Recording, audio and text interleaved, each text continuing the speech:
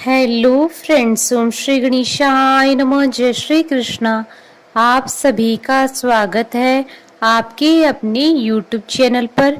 Friends, आज हम आपको इस वीडियो में बताने जा रहे हैं कि श्री कृष्ण जन्माष्टमी का शुभ मुहूर्त, व्रत पालना का समय, पूजा विधि, महत्व, श्री कृष्ण जन्मोत्सव की कथा और श्री कृष्ण जन्माष्टमी पर भगवान श्री कृष्ण को प्रसन्न करने के उपाय और मंत्र के बारे में। फ्रेंड्स, वीडियो शुरू करने से पहले आपसे रिक्वेस्ट है, अगर आप हमारे चैनल पर नए हैं और आपने अभी तक चैनल को सब्सक्राइब नहीं किया है तो प्लीज सब्सक्राइब कीजिएगा चैनल को, साथ ही प्रेस कीजिएगा बेल आइकन को, जिससे नए वीडियो से रिलेटेड नोटिफिकेशन आपको तुरंत प्राप्त हो सके। और वीडियो पसंद आने पर वीडियो को लाइक और शेयर जरूर कीजिएगा ताकि सभी भक्तों को इस वीडियो का लाभ प्राप्त हो सके।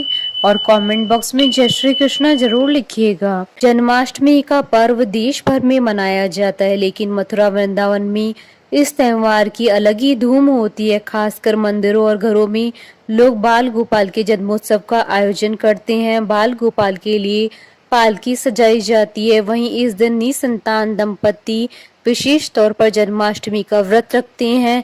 वे बाल गोपाल कृष्ण जैसी संतान की कामना से यह व्रत रखते हैं।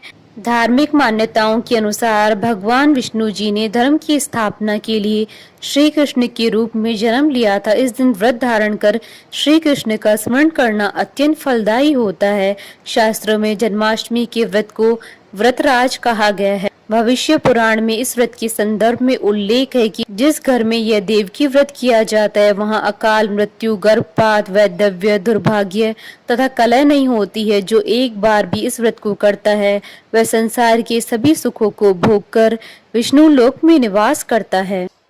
भगवान कृष्ण जी की जन्म स्थली मथुरा में इस त्योहार की विशेष धूम रहती है और इसी के साथ पूरे ब्रज क्षेत्र में जन्माष्टमी का त्योहार धूमधाम से मनाया जाता है।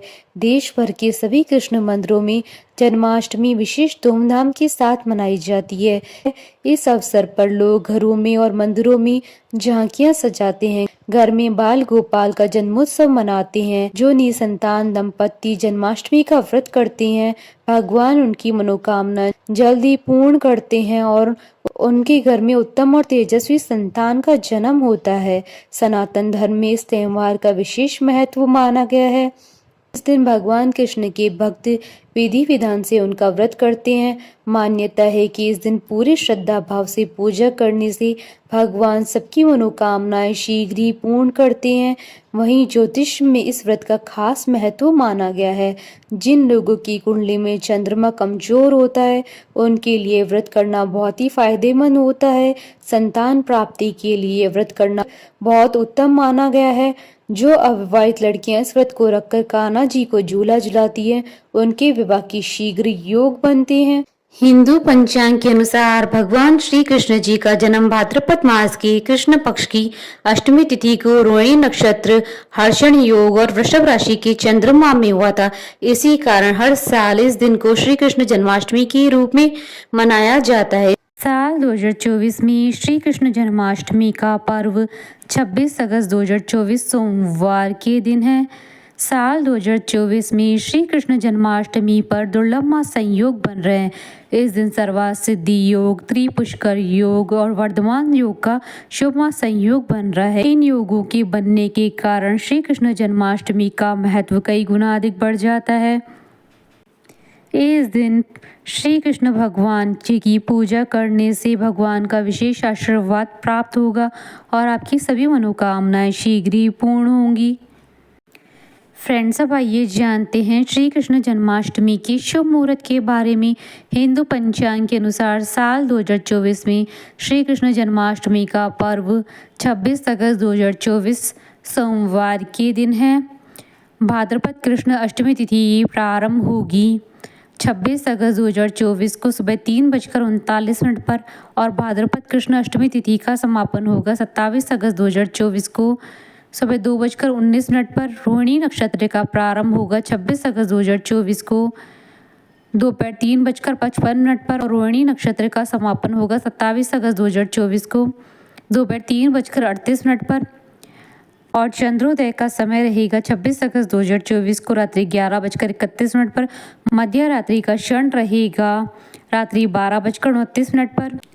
निशिता काल पूजन का समय रहेगा रात्रि 12:06 से रात्रि 12:51 तक। कुल अवधि 45 मिनट है। और दही हांडी का पर्व 27 अगस्त 2024 मंगलवार के दिन मनाया जाएगा। धर्मशास्त्रों के अनुसार पारण का समय रहेगा 27 अगस्त 2024 को दोपहर 3:38 के बाद। पारण के दिन रोहिणी नक्षत्र का समाप्ति का समय दोपहर 3:38 है। पारण के दिन अष्टमी तिथि सूर्योदय से पहले ही समाप्त हो जाएगी। धर्मशास्त्रों के अनुसार वैकल्पिक पारण का समय रहेगा 27 अगस्त 2024 को सुबह 6:04 के बाद। देव पूजा विसर्जन आदि के बाद अगले दिन सूर्योदय पर पारण किया जा सकता है। वर्तमान समाज में प्रचलित पारण का समय रहेगा 26 अगस्त की रात्रि यानी 27 अगस्त की सुबह 12:51 के बाद। भारत में कई स्थानों पर पारण निशिता यानी हिंदू मध्य रात्रि के बाद ही किया जाता है। इस दिन ब्रह्म मुहूर्त रहेगा 26 अगस्त 2024 को सुबह 4:34 से सुबह 5:19 तक। और अभिजीत मुहूर्त रहेगा दोपहर 12:03 से दोपहर 12:54 तक। और गोधूली पूजा का मुहूर्त रहेगा शाम 6:53 से शाम 7:15 तक। और अमृत काल का समय रहेगा दोपहर 1:36 से दोपहर 3:09 तक। और सर्वा सिद्धि योग, त्रिपुष्कर योग और वर्धमान योग का शुभ संयोग भी बन रहा है। फ्रेंड्स, अब आइए जानते हैं जन्माष्टमी पर भगवान श्री कृष्ण जी को प्रसन्न करने के लिए किए जाने वाले उपाय और मंत्र के बारे में। गाय को प्रतिदिन चारा खिलाएं। अगर ऐसा करना आपके लिए संभव नहीं है तो जन्माष्टमी पर गाय को चारा अवश्य खिलाएं। अपने घर में बनी पहली रोटी प्रतिदिन गाय को जरूर खिलाएं। ऐसा करने से आपको गौ माता के आशीर्वाद के साथ साथ भगवान कृष्ण और अन्य देवी देवताओं का आशीर्वाद मिलता है। गाय को जन्माष्टमी के दिन चना जरूर खिलाएं। गुड़ के साथ साथ चना गाय का सर्वोत्तम आहार माना गया, इसलिए अपनी क्षमता के अनुसार जन्माष्टमी पर गाय को गुड़ और चना खिलाएं। जन्माष्टमी के दिन गाय को स्नान जरूर कराएं। गाय को स्नान कराने का पुण्य मानो भगवान श्री कृष्ण के साथ साथ 33 करोड़ देवी देवताओं के स्नान कराने के पुण्य के समान माना गया है। क्रीम कृष्णाय नमः ये श्री कृष्ण जी का मूल मंत्र है। इस मंत्र का जन्माष्टमी के दिन जाप करने से अटका हुआ धन प्राप्त होता है और साथ ही घर परिवार में सुख की वर्षा होती है। फ्रेंड्स, अब आइए जानते हैं श्री कृष्ण जन्माष्टमी की व्रत और पूजन विधि के बारे में। इस व्रत को बहुत से भक्त निर्जला भी रखते हैं और मध्य रात्रि में भगवान के जन्म के बाद जल और फल ग्रहण करते हैं। वहीं कुछ लोग फलाहारी व्रत रखते हैं, लेकिन पूजा विधि के नियम सभी के लिए एक ही होते हैं। जन्माष्टमी का व्रत करने वालों को सप्तमी तिथि से सात्विक भोजन करना चाहिए। इसके बाद अष्टमी तिथि को सुबह स्नान करके बाल गोपाल की पूजा करें और व्रत का संकल्प लें। दोपहर के बाद जल में काले तिल मिलाकर स्नान करें और देवकी जी का प्रसूति ग्रह बनाएं। इस ग्रह में एक बिछौना बिछाकर कलश स्थापित करना चाहिए। फिर देवकी, वसुदेव, भगवान विष्णु, माता लक्ष्मी, यशोदा माता और नंद देव की पूजा करें और बाद में पट लगा लें। रात में 12 बजे भगवान की चौकी पर लाल या पीले रंग का कपड़ा बिछाएं और भगवान कृष्ण जी की मूर्ति या तस्वीर स्थापित करें और बाल गोपाल को पंचामृत और गंगा जल से स्नान कराएं और नए वस्त्र पहनाकर उनका श्रृंगार करें। जन्म के दौरान नंद के आनंद भयो जय कन्हैया लाल की जरूर गाएं। श्रृंगार में बाल गोपाल को पीले रंग की पोशाक पहनाएं, मुकुट पर मोर पंख लगाएं, चंदन की माला पहनाएं और बांसुरी चढ़ाएं। साथ ही भगवान के पास गाय भी रखें। श्रृंगार के बाद भगवान को रोली और अक्षत लगाएं और फिर माखन मिश्री का भोग लगाएं। धूप दीप से आरती करें। भोग में तुलसी के पत्ते का प्रयोग जरूर करें। इसके बाद भगवान को झूला झुलाने की परंपरा का पालन करें। फिर चंद्रमा को अर्घ्य दें। इसके बाद बाल गोपाल से पूरे परिवार समेत आशीर्वाद लें, फिर आप अपना व्रत खोल सकते हैं। जन्माष्टमी के दिन भगवान कृष्ण की 3 समय पूजा की जाती है। पहले सूर्योदय के समय स्नान के बाद कृष्ण जी की पूजा होती है। दूसरी देवकी सूतिका गृह के निर्माण के दौरान की जाती है। इसमें कृष्ण जी के साथ माता देवकी की पूजा की जाती है। तीसरी मध्य रात्रि में 12 बजे जन्म के बाद विधि विधान से पूजा की जाती है। इसके बाद धूमधाम से जन्मोत्सव मनाया जाता है। जन्माष्टमी के दिन माखन मिश्री के अलावा खीर का भी भोग लगाया जाता है।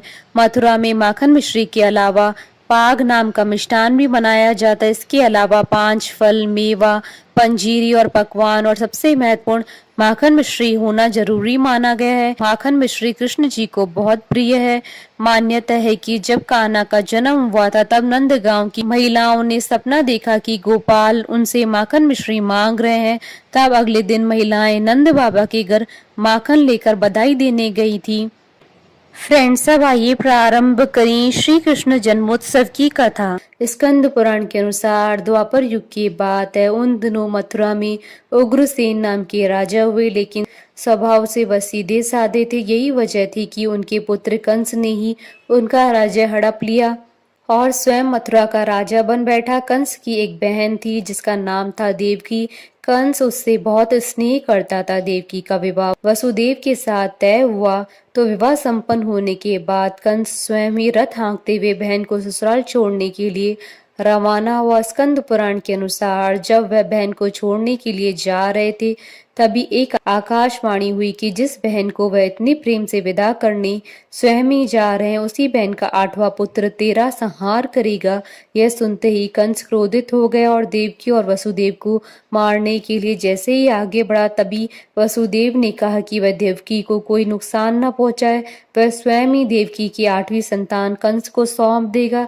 इसके बाद कंस ने वसुदेव और देवकी को मारने के बजाय कारागार में डाल दिया। कारागार में देवकी ने 7 संतानों को जन्म दिया और कंस ने सभी को एक एक करके मार दिया। इसके बाद जैसे ही देवकी फिर से गर्भवती हुई, तभी कंस ने कारागार का पहरा और भी कड़ा कर दिया। तब भाद्रपद माह की कृष्ण पक्ष की अष्टमी को रोहिणी नक्षत्र में कन्हैया का जन्म हुआ। तभी श्री विष्णु ने वसुदेव को दर्शन देकर कहा कि वह स्वयं ही उनके पुत्र के रूप में जन्मे हैं। उन्होंने यह भी कहा कि वसुदेव जी उन्हें वृंदावन में अपने मित्र नंद बाबा के घर छोड़ आए और यशोदा जी के गर्भ से जिस कन्या का जन्म हुआ है उसे कारागार में ले आए। यशोदा जी के गर्भ से जन्मी कन्या कोई और नहीं बल्कि स्वयं माया थी। यह सब कुछ सुनने के बाद वसुदेव जी ने वैसा ही किया। वसुदेव जी ने जैसे ही कन्हैया को अपनी गोद में उठाया, कारागार के ताले खुल गए। पहरेदार अपने आप ही नींद के आगोश में आ गए। फिर वसुदेव जी कन्हैया को टोकरी में रखकर वृंदावन की ओर चले। कहते हैं कि उस समय यमुना जी पूरे उफान पर थी। तब वसुदेव जी महाराज ने टोकरी को सिर पर रखा और यमुना जी को पार करके नंद बाबा के घर पहुंचे। वहां कन्हैया जी को यशोदा जी के साथ पास रखकर कन्या को लेकर मथुरा वापस लौट आए। स्कंद पुराण के अनुसार जब कंस को देवकी की 8वीं संतान के बारे में पता चला तो वह कारागार पहुंचा। वहां उसने देखा कि 8वीं संतान तो कन्या है, फिर भी वह उसे जमीन पर पटकने ही लगा कि वह माया रूपी कन्या आसमान में पहुंचकर बोली कि रे मूर्ख, मुझे मारने से कुछ नहीं होगा। तेरा काल तो पहले से ही वृंदावन पहुंच चुका है, वह जल्दी ही तेरा अंत करेगा। उसके बाद कंस ने वृंदावन में जन्मे नवजातों का पता लगाया। जब यशोदा जी के लल्ला का पता चला तो उसने मारने के लिए कई प्रयास किए, कई राक्षसों को भी भेजा, लेकिन कोई भी उस बालक का बाल भी बांका नहीं कर पाया। तो कंस को यह एहसास हो गया कि नंद बाबा का बालक ही वसुदेव देवकी की 8वीं संतान है। कृष्ण ने युवावस्था में कंस का अंत किया। इस तरह जो भी ये कथा पढ़ता है या सुनता है उसकी समस्त पापों का नाश हो जाता है। बोलिए भगवान श्री कृष्ण की जय। हमारे साथ इस वीडियो में अंत तक बने रहने के लिए आपका धन्यवाद। ओम श्री गणेशाय नमः। जय श्री कृष्ण।